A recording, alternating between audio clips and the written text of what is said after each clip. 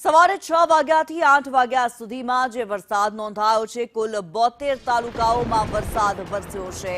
સૌથી વધુ વરસાદ અમદાવાદના ધંધુકામાં 1.2 ઇંચ વરસાદ વરસ્યો, મહેમદાવાદમાં 1.2 ઇંચ, દસક્રોઈમાં 1.1 ઇંચ વરસાદ, જ્યારે ધોળકામાં 1.1 અને ચૂડામાં 1 ઇંચ વરસાદ નોંધાયો છે। ડીસામાં 0.5 ઇંચ વરસાદ નોંધાયો છે, જે આંકડા સામે આવી રહ્યા છે।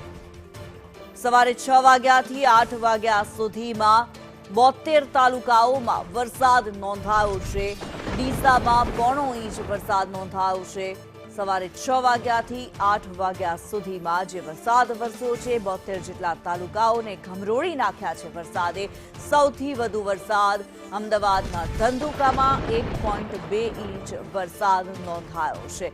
મહેમદાવાદમાં 1.2 ઇંચ, દસક્રોઈમાં 1 ઇંચ, ધોળકામાં 1.1 ઇંચ અને ચૂડામાં 1 ઇંચ વરસાદ નોંધાયો છે। ડીસામાં 0.5 ઇંચ વરસાદ નોંધાયો છે। ગુજરાતમાં જે આંકડા સામે આવી રહ્યા છે, વરસાદના આંકડા